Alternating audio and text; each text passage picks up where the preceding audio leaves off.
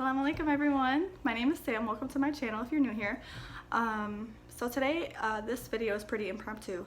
I wanted to discuss something in the Muslim community that I don't think is talked about enough. There's a problem that we have that needs to be addressed.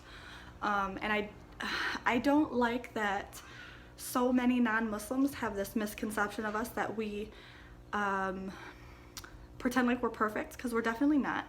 All people have faults and sins, and we all should, strive to do better. And yes, as Muslims, we do, hide our faults, and we should also hide the faults of our brothers and sisters, but to an extent.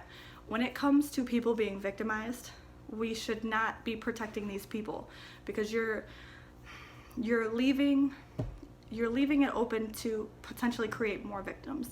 And this is what I'm talking about.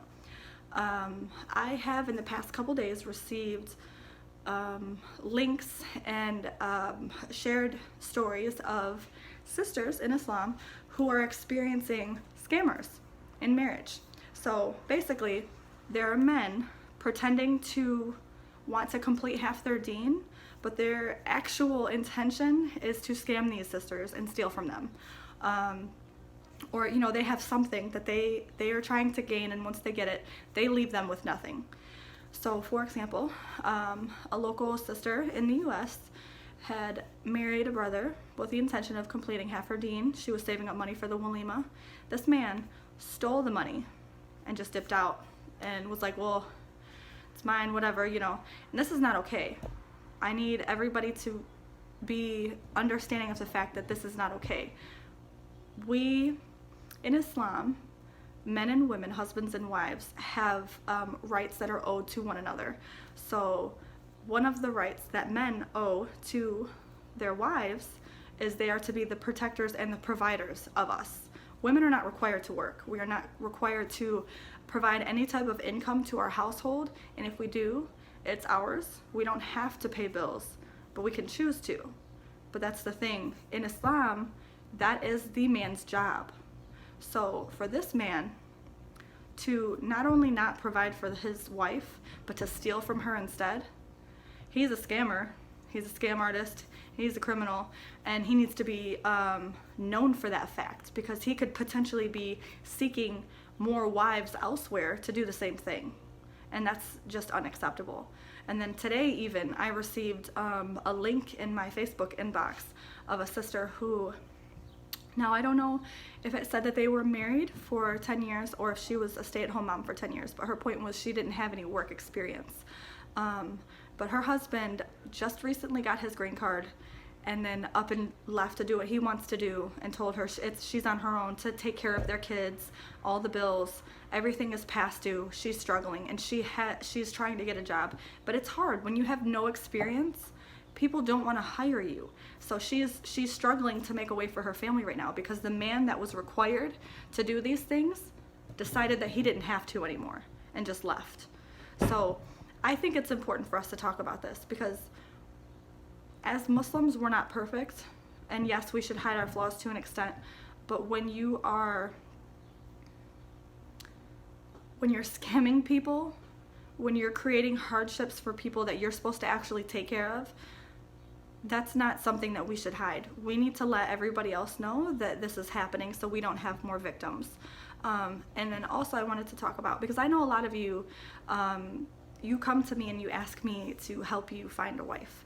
And although I appreciate you trusting that I, am capable of doing that, understand why I'm so hesitant, because if I don't know you personally and I don't know your character, I can't, in good faith, point you out to my fellow sister and say that this is a good man for you, because we do have these predators in our community, and that's what I'm going to refer to them as, because they're preying on helpless women who are trying to follow the teachings of Islam to the best of their ability. So they have a man saying, I don't want you to be out in the world, I want you to stay home, and then take everything that they have and leave them with nothing. That's a predator. You should go to jail, because I don't know, this is very frustrating for me, and I think it's important to address this topic. And of course there are more good Muslim men than there are bad, of course, but we cannot pretend like these men don't exist. and we need to make it known when they do these things. And yes, to be fair, I know my nose ring is just crazy. I gotta get a new one. It's getting out of control. But anyways, to be fair, yes, there are women who do similar things. When I shared one of these stories on my Facebook, someone informed me. Apparently there are women who will accept a dowry and then disappear. That's stealing. That's haram, I'm pretty sure, because if you take the dowry, you're supposed to get married. If you don't get married, the dowry is not yours. So that is point blank thievery. So like I said, I don't know of any personal stories of that, but someone did inform me of the fact that that does occur. So, you know, we do have scamming sisters out here as well. But my point is, we cannot hide these things. We cannot pretend like these things don't exist, because we can't fix it if everybody thinks that it's not a problem. So when you hear of a brother, and I'm asking my brothers in Islam, my Muslim brothers out there, when you hear of a man doing something like this, leaving one of our sisters with nothing because they scammed them and they stole from them, please make it known to the community. Please say something. Even approach them. Like, astaghfirullah, what's wrong with you? Why would you do that? You know what I'm saying? Because this is unacceptable. We have too many problems in this world. We have non-Muslims worldwide looking at us like our only intention on this earth is to blow them up so we can go to heaven and get 72 virgins. That's a real life thought process of a lot of people about us all over the world. So when I hear something as stupid as a Muslim scam artist, come on, you guys. We can't hide their faults anymore. They don't deserve it. So I guess my whole point of this video was to bring awareness to this issue, to the fact that we do have people in the Muslim community that need to do better or stop representing us, because that's not okay. But yeah, that's pretty much my point.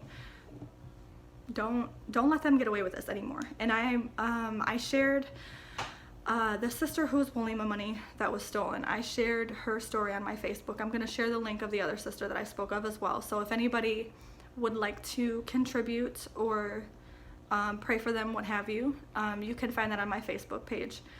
And I guess that's all I have on this topic. I just want you guys to be aware of what's going on. You know, let's make these changes. There are so many things that we could very simply change, you know? But that's all I've got. You know, as always, I love you guys so much and I appreciate you for watching. If you haven't subscribed yet, you know you want to. Come on, you know you want to. As always, I love you guys and we'll talk soon. Bye.